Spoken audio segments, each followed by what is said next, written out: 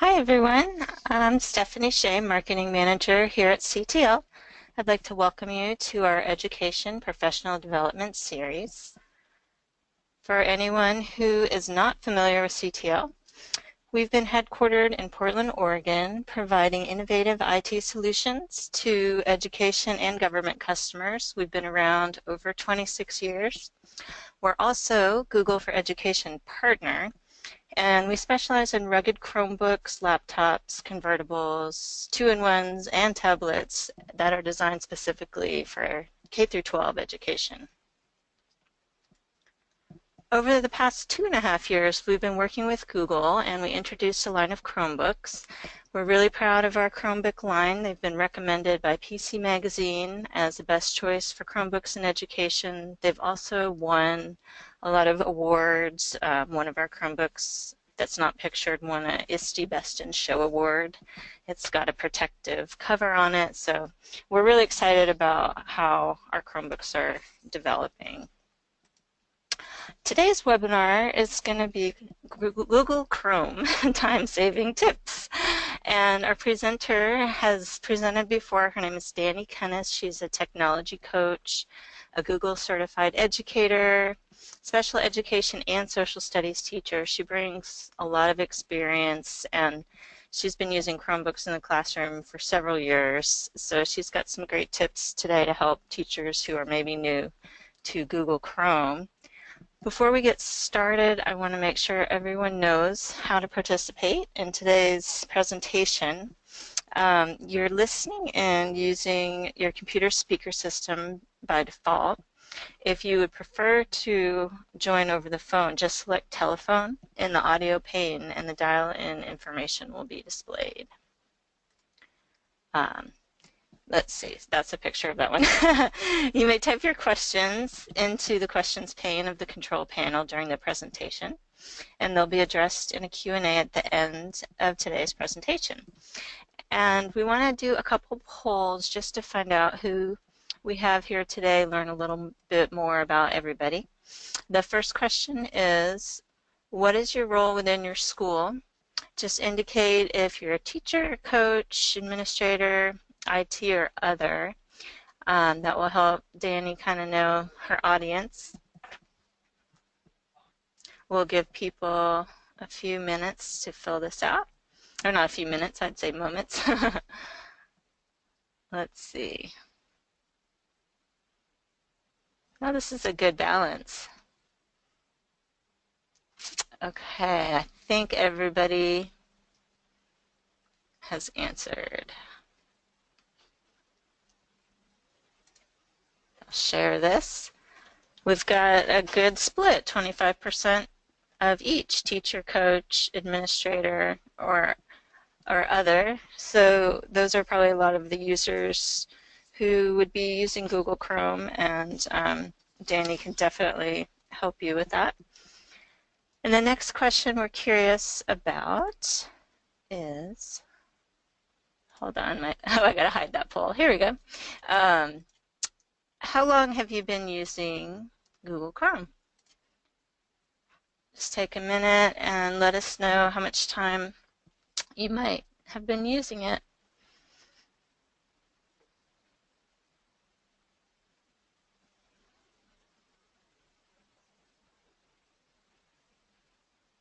We're getting a few more answers, so I'll just hold on another few moments.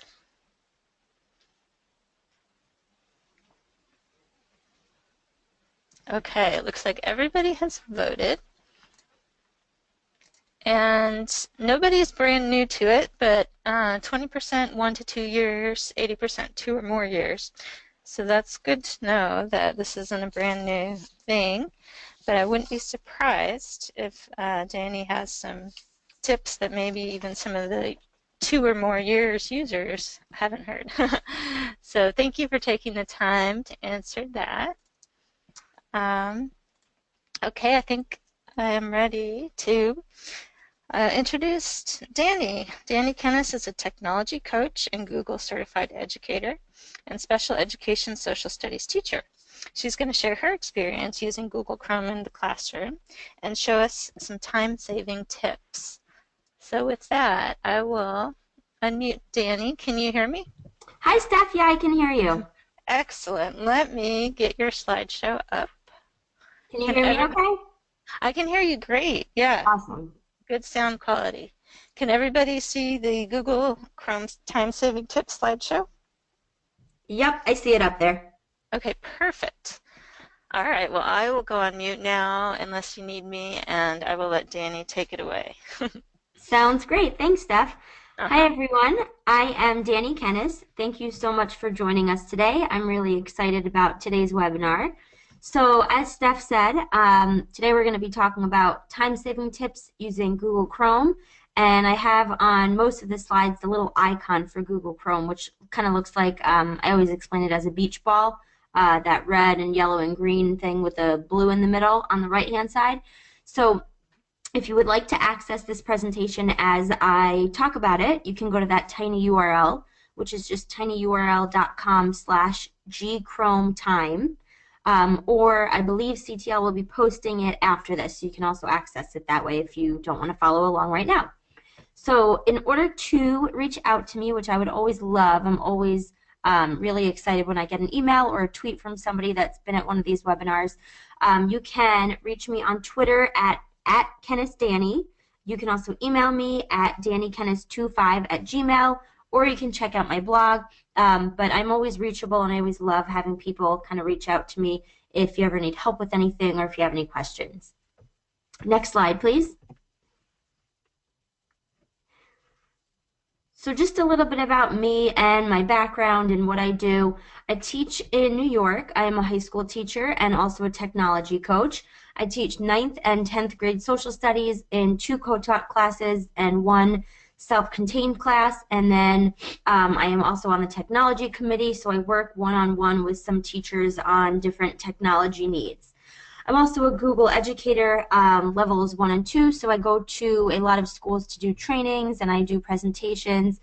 And then outside of that, within my classroom, I'm in a one-to-one blended Chromebook setting. So I have about 2 years worth of experience with that. Last year was the first year with a cart of Chromebooks in my classroom full time. And then before that, I kind of just begged and borrowed and stole when I needed to. Next slide, please. So a little bit more about my classroom.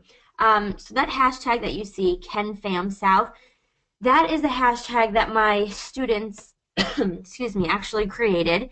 And when we tweet, we sometimes use that, and it really helped, I found, to build kind of a collaborative climate and culture when we were using our Chromebooks and on those days when we were one-to-one. But the class is really a blended classroom, so some days we'll be using technology and other days we will be just using low-tech or no-tech strategies and lessons. And so what you're looking at there is on the left kind of one of those days when we had no technology, and on the right that was kids doing a project on their Chromebooks. Next slide. So today we're going to focus on making the most of our time using Google Chrome.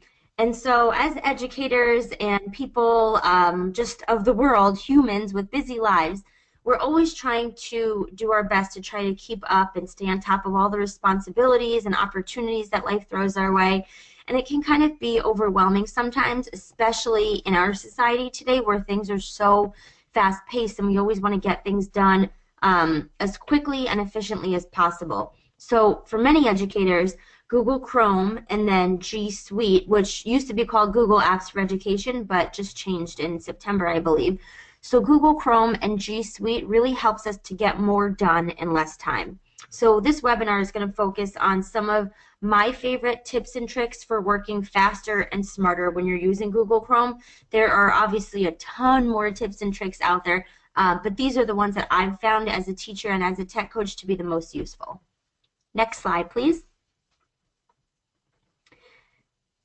So to kick this off, we will talk about Google Drive and searching Google Drive. So this is something that when I'm helping teachers and they scroll through their files for 5 minutes, it drives me kind of crazy because there's such a quicker and easier way to do it.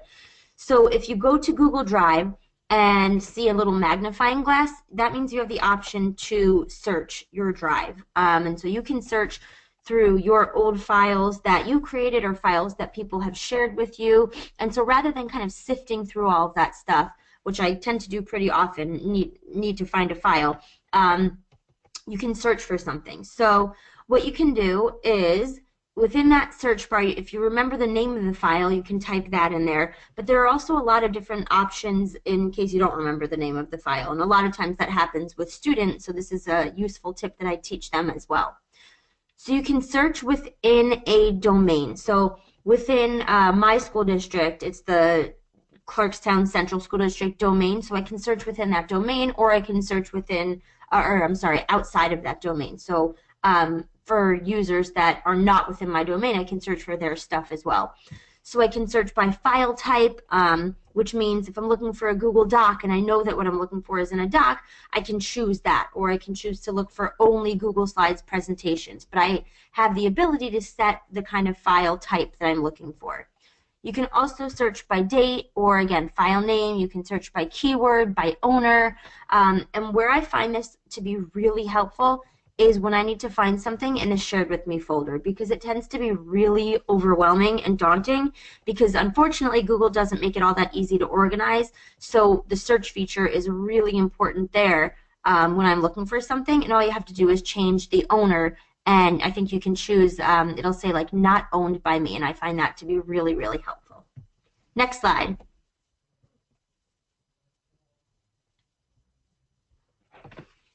So the next tip is that I always suggest to sign into Google Chrome, and this is huge. Whether you're at home or school or on the go or logging into the Google Chrome browser really makes the user experience a lot better.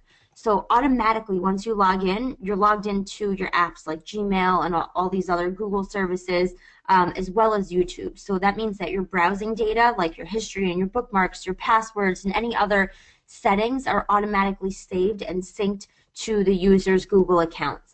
And you have the option to choose what stuff you want to sync or not sync by checking the advanced sync settings, which is in the settings menu.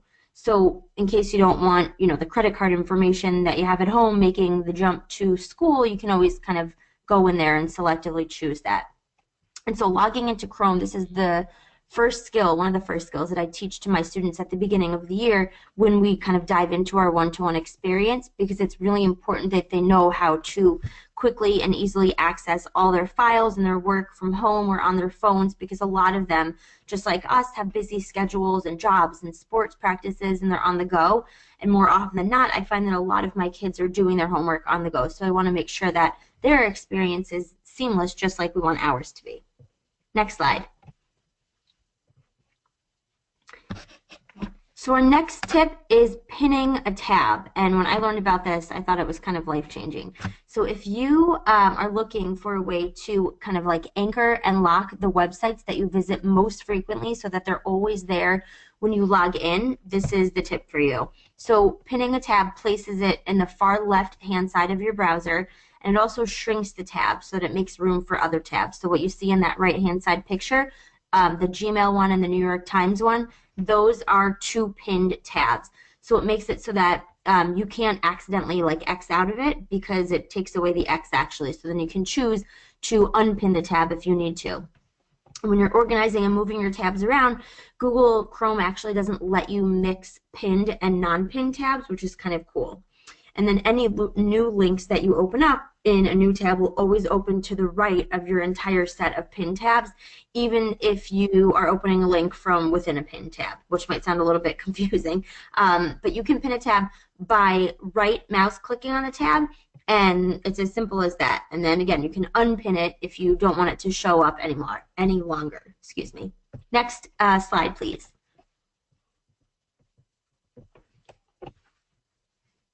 So our next tip is Google Keep, and this is pretty awesome.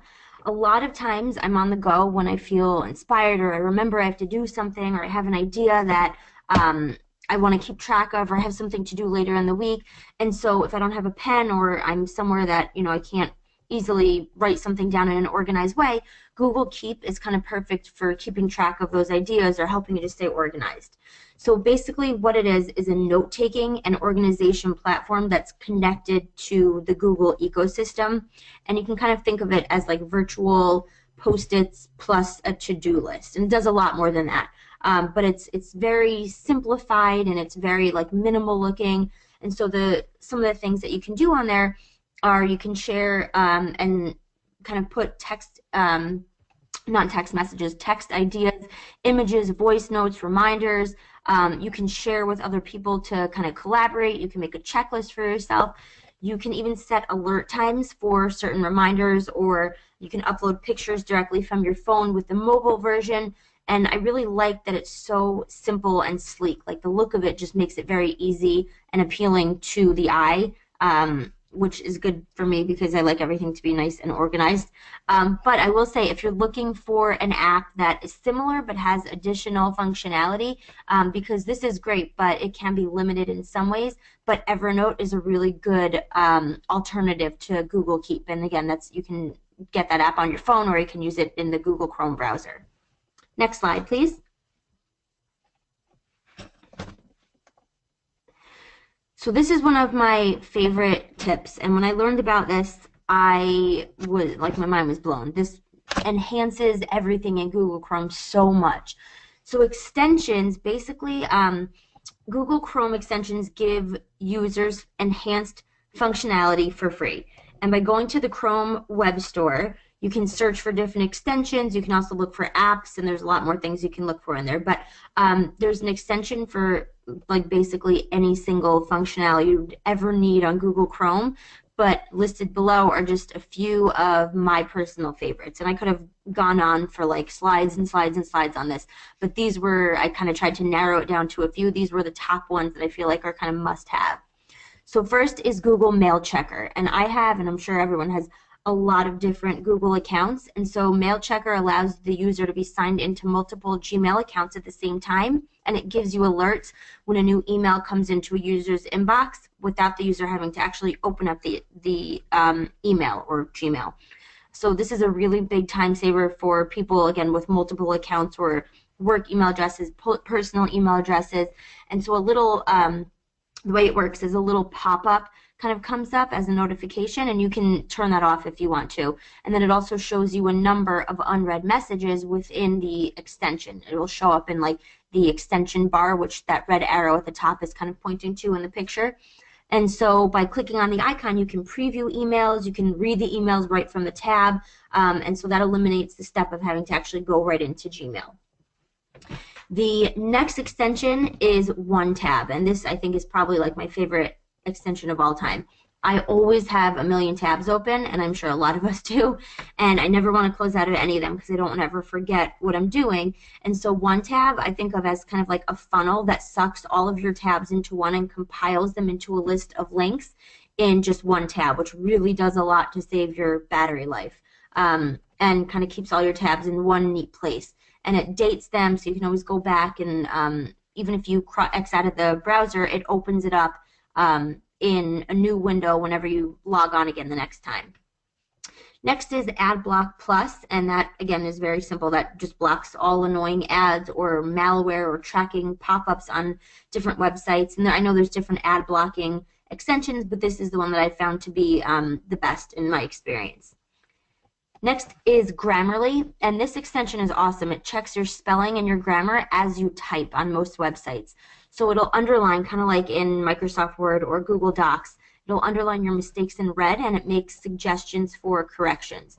So it works on websites like Gmail and Facebook, Twitter, and LinkedIn. Works on a lot of other websites as well, but you have the option as a user to log in if you want to, and so it creates an account for you and gives you weekly emails with like personal insights and performance statistics, which could be kind of cool. I usually don't log in because I don't feel the need to, but the extension is awesome regardless of whether you have the app or not, or extension or not. Next is readability. So this is going to get rid of the clutter on websites, and it really lets you read without ads or pictures in kind of like a comfortable reading view. And so you can use the Read Now option. You can save an article and read it for later, but it really just kind of cleans up the web page so you can read clearly. And there's also a send to Kindle option, which is kind of cool. So you can send a certain website to your Kindle, and then you can choose within the extension if you want to print something or if you want to look at it in a different font or size or color. So it's kind of cool because you can change the appearance options. Next are tab scissors and tab glue. So this is another pretty awesome feature for those of us with too many tabs open at all times. With this, with tab scissors, you can split a window into two smaller side-by-side windows, and then you can put it back together with tab glue. And none of the other tabs are affected by using that, and it's kind of cool because you're able to put it back together into one window, and then you can split it up again. So this is kind of helpful if you need like a side-by-side view, which I find to be really great when I'm grading.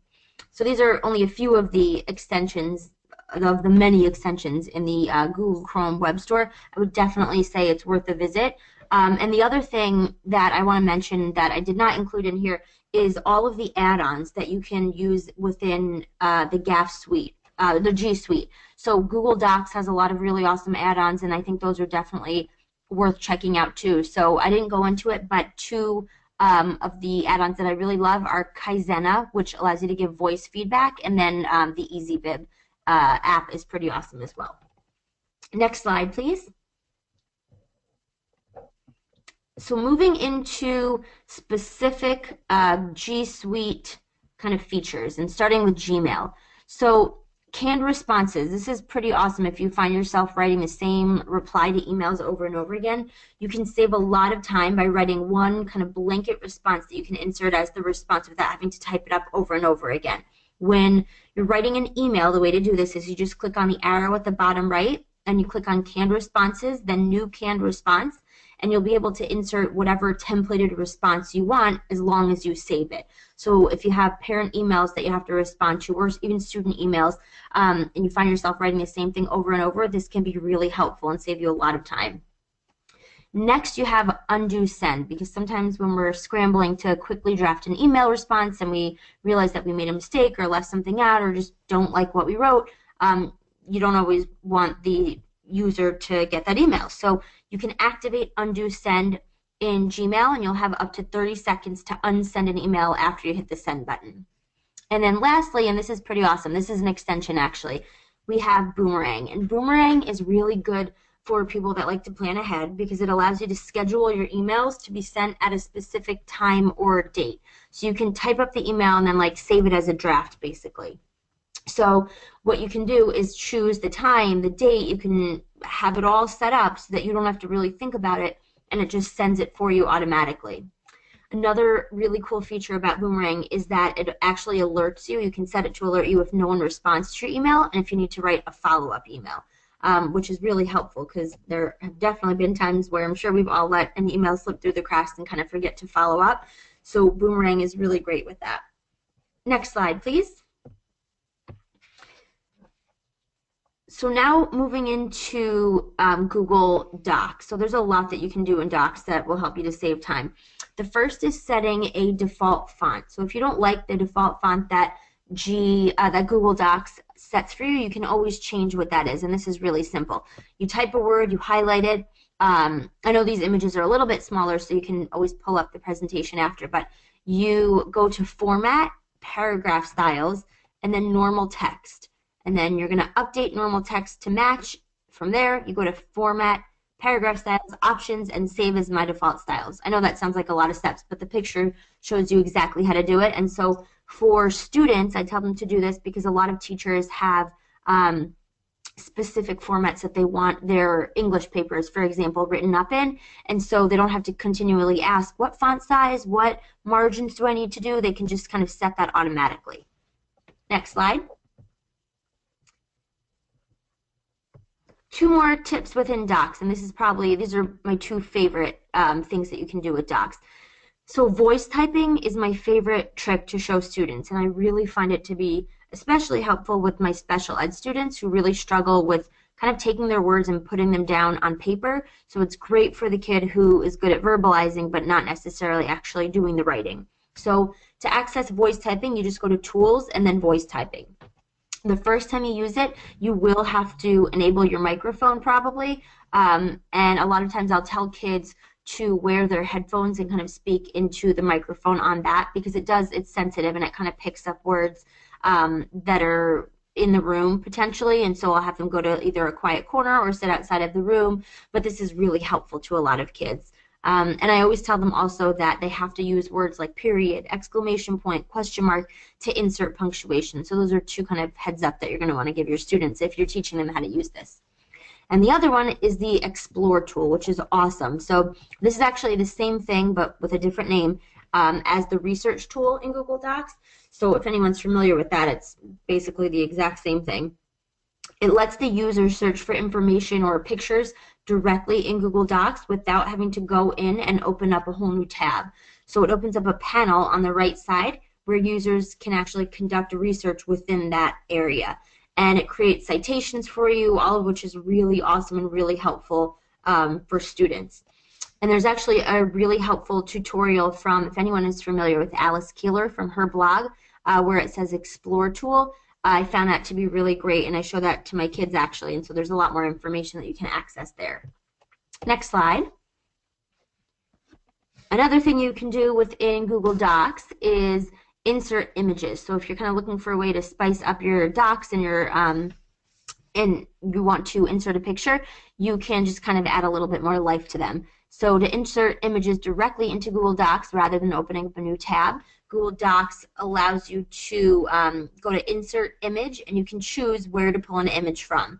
You can pick your desktop or a screenshot or a URL, or you can search for an image. And you can even narrow it down even more and have a more detailed search by typing the type of image, or by choosing the type of image and the color of the image that you're looking for, all of which make it really easy and simple to do everything directly in Google Docs. Next slide. So this next tip is kind of new, or a little bit different, I guess. So when you're working collaboratively in Google Docs, whether it's with another teacher or a team of teachers or a committee that you're on, we sometimes need immediate feedback, or we have to draw someone's attention to an item quickly. So Google Docs allows you to tag them in a comment with either the plus key or the @ symbol, kind of like on Facebook or on Twitter, and users are automatically added to the comment discussion, and then they're notified in their email. So something new that this fall along those lines, Google added the option to assign a task to certain people, which makes collaborating even easier by delegating certain responsibilities to specific people within a doc and notifying them of these tasks. And then it will kind of show up as, you know, undone tasks. It might not be called that. I don't exactly remember the name. But this is really awesome when you're working with people and you have a deadline to meet and you want to make sure that things are taken care of. Next slide. So we're moving away from docs kind of for a second to talk about one of my favorite time-saving tips, which seems so obvious, but that's reducing keystrokes. And so to me, I think that this is like the quickest and easiest thing that you can possibly do to save yourself time when you're using any device at all.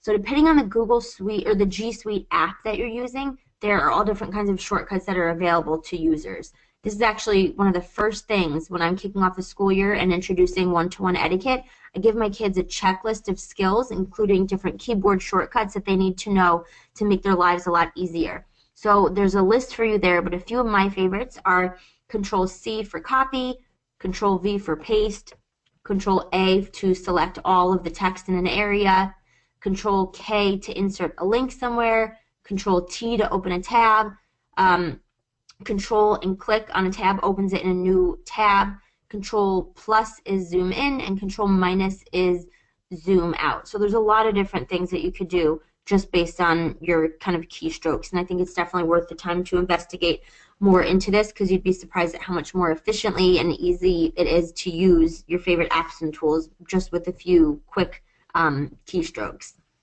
Next slide. This is specific to Google Calendar because I get a lot of questions about this from administrative assistants and the secretaries in our building, because Google Calendar can be tricky sometimes. And so this is specific to Google Calendar because I've gotten a lot of questions about that. I won't go through all the specifics here, but if anyone is interested, it's always there for you to access. Next slide, and we'll move into Google Classroom and a few tips on Classroom and how to make things easier. So I use Classroom every single day, and to me, knowing how to use it quickly and efficiently is key. And so one of the things that I like to do is schedule posts ahead of time. So the first to do that is really, really simple. All you do is you kind of can plan when you want to time release your post by using the schedule assignment feature. So you would just click on schedule, you can choose a date, a time, click schedule, and it's as simple as that. So you can schedule them as far in advance as you need to, which is really nice because you can really plan your lessons out without having to go back and kind of make sure that you're releasing the assignment, which users had to do before this was a feature, but this was added, I believe, last spring, and it's really awesome to be able to kind of plan out exactly what you want to do in Classroom. Next slide. The next tip has to do with grading. And so when you're grading an assignment, a lot of times it takes time. It's time consuming to do that. And so if you're looking to just like quickly assess whether an assignment is done or not, you can change the value of points for every assignment or make it worth no points at all. So I'll grade work a lot of times based on completion or effort rather than based on correctness, which again saves me a lot of time in grading because I can just give the work a quick glance rather than checking for right or wrong answers. So what I'll do is make the point value either a 1 or a 0 so I can quickly mark down whether a student completed the work or not. So if they get a 1, then the work is completed, and if it's a 0, then the work is not completed. And then I'll go back sometimes and change those values, but most times I just can quickly kind of take that and put it into my gradebook, which saves me a lot of time. Next slide. Next is making posts in Classroom. So whether it's an assignment or just an announcement, you have the ability to reuse posts to avoid creating the same post that you've already made. Even if it's a post from a class that you taught a year or two ago, as long as you archive all of your classes, the assignments will still be there. So Classroom will prompt users to choose from a past class, and it's basically as easy as that, so that you're not retyping everything. And another tip when you're making a post is to post to multiple classes at once so that you don't have to go into each individual class to post the same thing. So if I have 2 global history 9th grade classes and I'm giving an assignment, I can give it out at the same time rather than going into each individual class in Google Classroom. Although I will say it's really important to note, and this is something that kind of drives me a little bit nuts, but if you want to change the due date or assignment details, you will have to go into each individual assignment within your different classes to do that, which is a little bit of a pain in the butt. And so what I do a lot of times, and if there's anything that drives you crazy on Classroom, this is always a good tip. You can always click the question mark icon and give feedback because they really do listen. So it's always helpful to kind of know that you're not totally helpless and you can let them know what you think. Next slide, please. On Classroom, to me, one of the most important features is the ability to give instant and constant feedback to students. So I find that when I was in school and I was assigned a paper, I was given a due date and expected to turn the paper in on the due date, and that was that. Now, Classroom makes it really easy for the teacher to see the student's thought process and catch mistakes before they're turned in as final work. So it's really easy to go back and forth with students until they've really perfected their work. When you're giving feedback, though, if you find yourself writing the same comment over and over on each paper, the private comment feature when you're about to return work to students can be really helpful. So if I'm looking to tell my students that I want to make sure that they include a topic sentence or they need to edit, then I can do that rather than writing it on every single doc that was submitted to me. Next slide.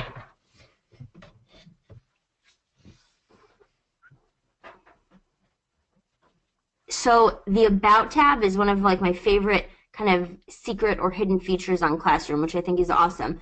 I get new kids coming in and out of my class pretty often, and rather than having to hand them a syllabus again or tell them the link to the survey or give them the review website that we use all the time or showing them how to sign up for a Mind, I store all that stuff in the About tab. And so as soon as the kid enters my class, I'll have them go to the About tab and just visit all of those websites and fill out the survey and look at the syllabus, and it just makes my life a lot easier. Next slide, please.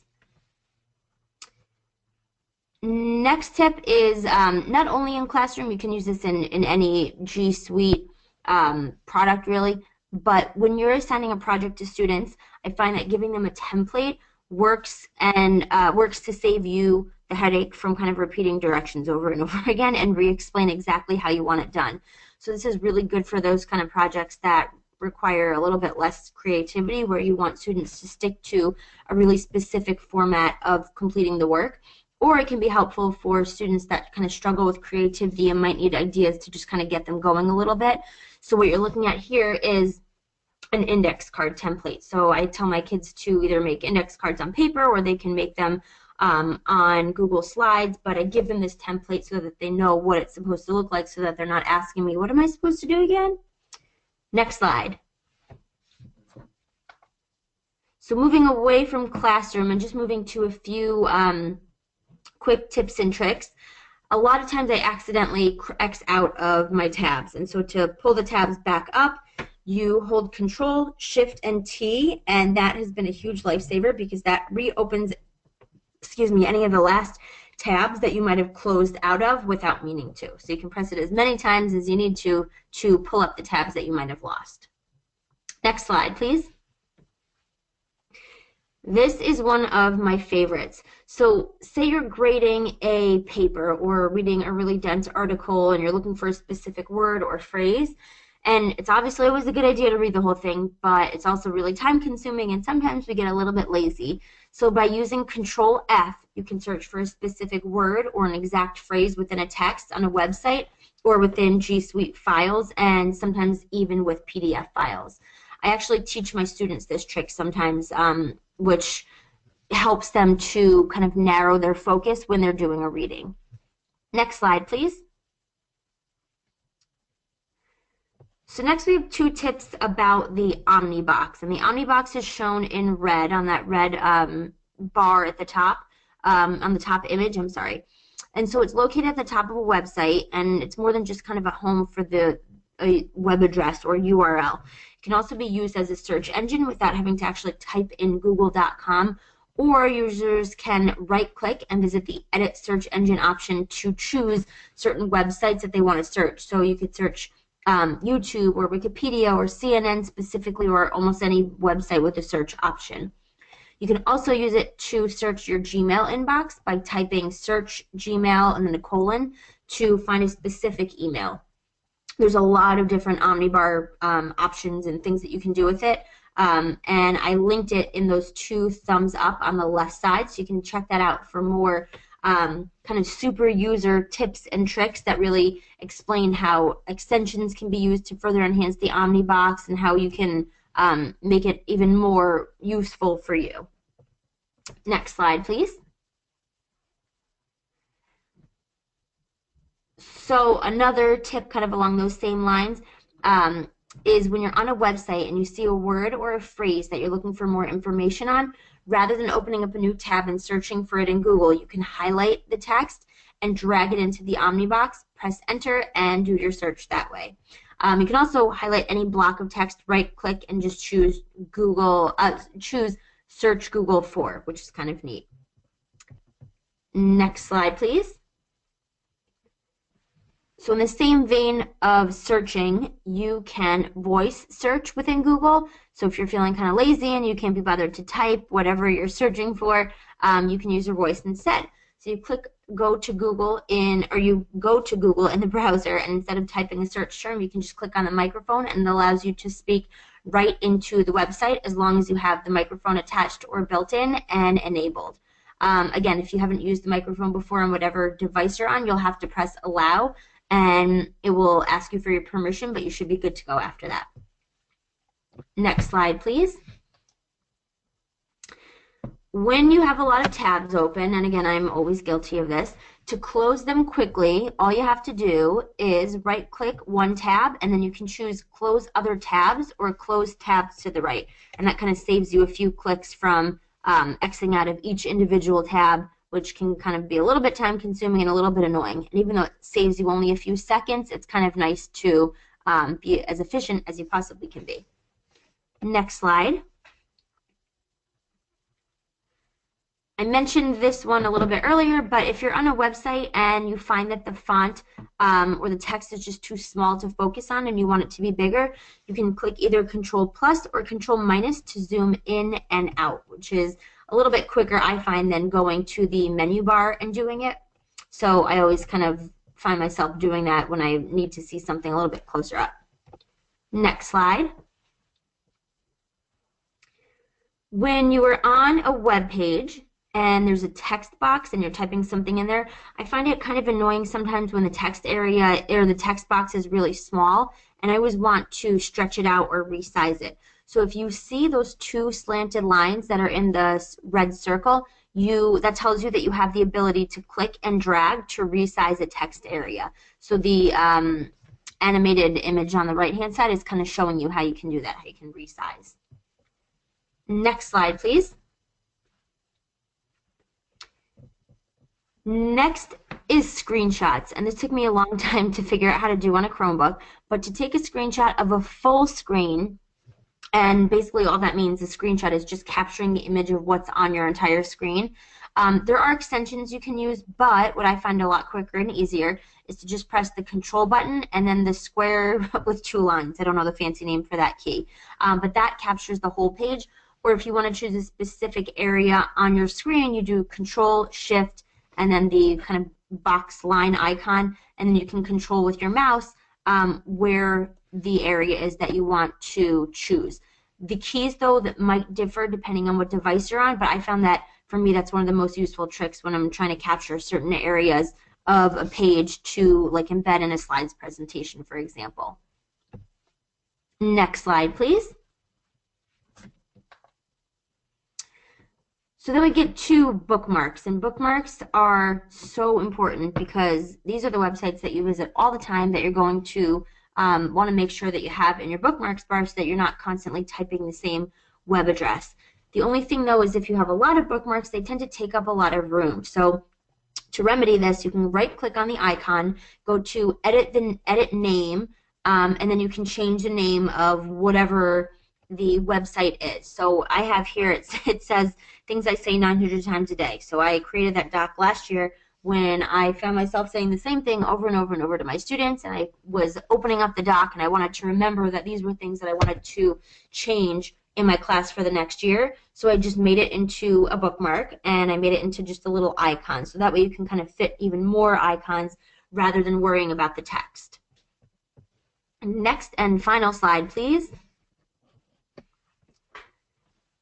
So kind of along those same lines, for any website that you visit often, you're going to want to create a homepage for it. And so I find that I go to like CNN a lot, I go to my school's website, I go to Google Classroom. So all you have to do is go to the menu and then choose on startup, open a specific page or set of pages. So you can choose how many tabs open automatically right away. So that way when you log onto Google Chrome and you sign in, those tabs are automatically open for you and you don't have to worry about typing it in yourself. Next slide. So that's it. We have reached the end. Thank you guys so much for listening, and I hope that you guys got something out of this. If you have any other tips, please feel free to share them with me. And if you need to access this presentation, there is the tiny URL again.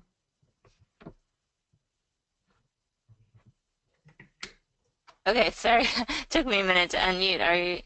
Thank you so much, Dani. That was really a lot of information, and I could foresee this being the kind of webinar that people will want to go back and watch different parts because you hit so many different areas within the Google apps and the G Suite, I should say. Let me check and see. We have one question so far, and Amy asks, what's your favorite image editing app or extension for Chromebooks? That's a good question. So I don't use that many, to be honest, because when I am doing the screenshot of images, that's usually enough for me, and I don't find I need to edit images any more than that. I've heard PicMonkey is really good, but aside from that, I don't have anything. But I would suggest going to the um, Chrome Web Store and just looking for the highest rated extension. Usually, I find that the ones that are rated the highest and have great reviews are pretty good. So that would be my advice there. Okay, great. We have another question from Raymond. Do you mind if we use your presentation in a training? As long as you leave my name and everything in there, then yes, that's fine. That's really nice. Yeah, we definitely want to do what we can to promote you for providing all this excellent information. I'm sure people will be happy, just like, you had your web source that you go to, Keeler. Yeah. So, okay, and then I remember you did talk about a screenshot, but we had another question. Maybe if you do you mind reviewing the screenshot one more time? Yeah, so I know I wasn't very good at explaining it because the keys are different on every Chromebook. But to do a screenshot, let me just go back to that slide because I'm on two different Chromebooks here. Um, so to choose a specific area on your screen, you just press Control Shift and then this is the button I don't know how to describe, the square with two lines, and you can kind of choose from there what you want to capture. I find that to be the most useful. So you can capture the whole page if you want, or just a little part of a page. Yeah, I went back to your slides so Yes. people see that. It is a very hard thing to describe. You kind of have Yeah. to look for the symbol. Um, okay, great. Let's see if there were any other questions. For me, I have been using Chrome for a while, but there are several things that I didn't know about, especially in the docs, like the voice activated typing. I didn't know about that. Oh my God, Has that is that my been a favorite one. new, I love it. has that been a new development this year? Yeah, so I think they tested it last year and then they added it on full time at the end of last year, and my students love it. They tell me all the time that that's like the most useful tool that I've shown them because a lot of them again have the ideas and the thoughts in their head. It's just really hard to put them down onto that screen, and so when they can speak it, it just makes it a lot easier and a little bit more seamless for them. That makes sense. Here's another question that came in from Janelle. You mentioned you can cite resources using the Explore tool, and she said, I've struggled with this since it changed from the research tool. Are there any tips for that? You know what? That's a great, great question. And I've actually found the same thing. And my workaround was to just get the Easy Bib add-on. And I found that that kind of helped me a little bit more than the Explore tool because, yeah, you're absolutely right. It was a lot easier when it was the research tool. Okay, I know the Explore tool was one of the new rollouts of G Suite, so I'm still getting to know kind of some of the new features. Um, okay, that's a good question. Well, let's see. Yeah, we may end a little early, which is fine because I think this is the kind of presentation to kind of go back and look for the section. It's almost like you've got index. You can go and see, do you want to look at docs or do you want to look at classroom? And so what's your new favorite feature of the new G Suite? Probably the ability to tag people. I find that for me, I get so excited about things and I'm like, okay, I want this done right now. But if I tag people, it alerts them to, make sure that they attend to a certain responsibility. So I think that is really, really helpful. Yeah, I did like that too. I think that helps when you're collaborating with a lot of people too, so that just the people that need to take action can kind of get nudged. Yes, definitely. Oh, that's great. So what I will do, yeah, I think people would definitely want not only the recording, but the link to the presentation because that has certain links that they can click, right, to get more Yes. information. Yep. Let me go to your last slide here. Here we go. So I'll make sure that that goes out. And then this is also definitely going to be recorded and posted. And I think if there's no more questions, we'll go ahead and wrap up. Thank you so much, Danny, for your time. This was a really informative webinar. And thanks to everyone who took the time out of their busy day to attend. when you leave, well, I'll send out a survey. You'll get the email with the link to the recording, and it may be till tomorrow until you get the link with this presentation, but um, you can go and take a survey and get a certificate of completion, which, I know a lot of that's valuable for teachers to have. And it's just a brief survey, and that helps us with the quality of these webinars. And ctl.info, let me switch back so you can see the link I want to show that has where you can see previously recorded webinars as well as ctl.info webinars, as well as what's upcoming. So we have a couple coming up in December that we hope you can join us for. And here's where you can go to get your certificate of completion. Again, this link will be sent out in an email. So thanks everyone so much for attending, and thank you, Dani, and I hope everyone has a great rest of their day.